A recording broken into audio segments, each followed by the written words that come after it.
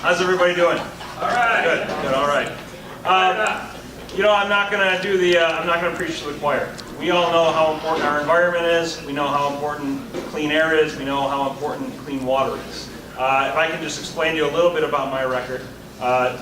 So I wrote what people would say was the first and most comprehensive local plastic microbeads ban in the country.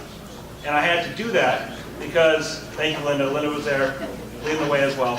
And I had to do that because the state failed to do something about it, and because the federal government failed to do something about it.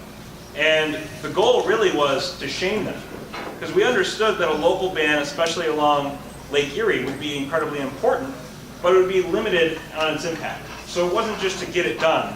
It was to bring a lot of attention to it. It was to educate other local communities and get it done everywhere. And that's what happened. That's really how it got done. So we got it done here, and then we sent the legislation all around to Great Lakes municipalities, towns, villages. And so what happened was it became such a strong movement that the lobbyists that wanted to stop it at the state level had no choice. They realized that they couldn't stop every municipality in local government from passing this legislation. So I'm incredibly proud of that. I'm also proud of the work we did with the Amagon Funeral Home. I don't know if anyone remembers that case with the Clean Air Coalition.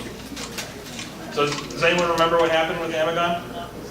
So what Amagon was doing, they had an incinerator in a local community. And every time they would fire up their incinerator to do cremations, it would essentially puff out. They didn't have the proper equipment. It would puff out and lay essentially human ash on a whole neighborhood.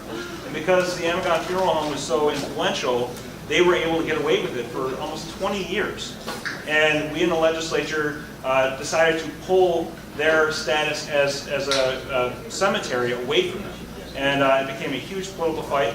But with the help of a few conscientious, thoughtful Republicans in the Democratic caucus, we were able to stop that. So we have a long legacy of doing the right thing, fighting for what's right, and especially now in this insane political climate where the federal government is essentially abandoning its responsibilities to our Great Lakes. I'm committed to going to Albany, fighting for what's right, and finding solutions to the problems in our community, especially as they pertain to the environment. So I have a track record of doing the right thing, getting things done, and I'm proud to carry that legacy to Albany. So thank you all very much for your time, and 25 days. So any help we can offer, I very much appreciate it. Thank you very much.